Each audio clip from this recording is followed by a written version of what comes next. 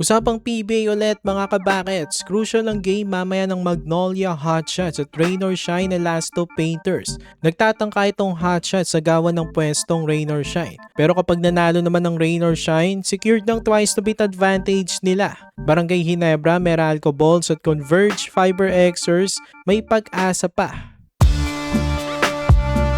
So importante mamaya ang game ng Magnolia Hotshots at Rain or Shine na Last Two Painters. As makita natin ngayon sa standings, nasa ibaba lang ng Ross itong Hotshots. Manalo lang itong Mugs, maagawan nila itong Ross sa second spot.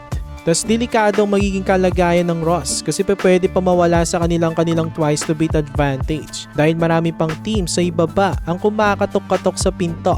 Pero kapag nanalo naman ng Ross mamaya, hindi na mawawala sa kanilang twice to beat advantage kahit matalo pa sila sa Jane Kings. Kasi ang 8 ang magical number. Maka 8 wins ka lang, matik na may twice to beat advantage ka na sa quarterfinals. Ang Beermen rin ay nangangamoy twice to beat na. Next game nila kontra sa Terra Firma. Liamadong Beermen dito, kaya mukhang nasa driver seat na sila.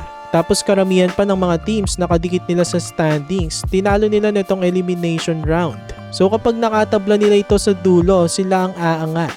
Ito naman ang possible scenarios para sa mga teams na nasa ibaba. Unahin natin ang fan favorite na Barangay Ginebra. Ang best scenario sa kanila ay una syempre dapat manalo sila sa kanilang last 2 games kontra sa Rain or Shine at Titan Ultra. Kapag nangyari yon, magtatapos sila ng may 7 wins. At dapat kung may makakatabla man sila sa dulo ay ang TNT, NLEX at Rain or Shine dapat.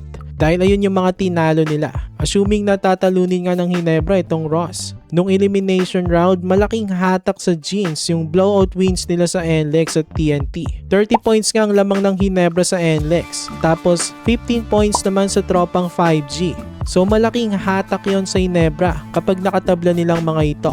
Tapos mas maganda kung tambakan rin nilang Rain or Shine. Pero mamaya kapag nanalo ang Ross, hindi na nila ito makakatabla sa dulo. Tapos kailangan rin ng konting tulong ng Ginebra sa kanilang sister team na SMB. Dapat talunin nila itong Bolts para hindi na ito makatabla ng Ginebra. Papasok pa ang Ginebra sa top 4 kapag pumabor at nangyari ang lahat ng yan.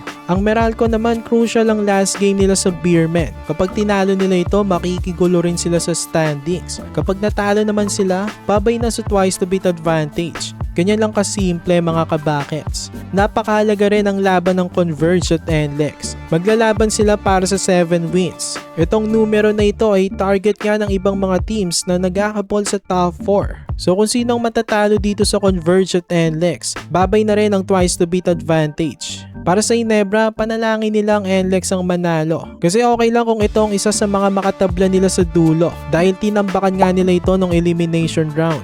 Halos lahat pa talaga ng teams ay kailangan pang manalo ng 2 games. Bukod sa Beermen, ang SMB kasi parang kahit matalo sila sa last 2 games nila, makapasok pa rin sila sa top 4. Kasi nga halos lahat ng kadikit nila sa standings ay tinalo nila at tinambakan pa.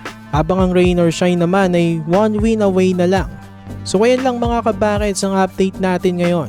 For more PBA content, i-like nyo ng ating video at mag-subscribe na rin sa JB Bucket.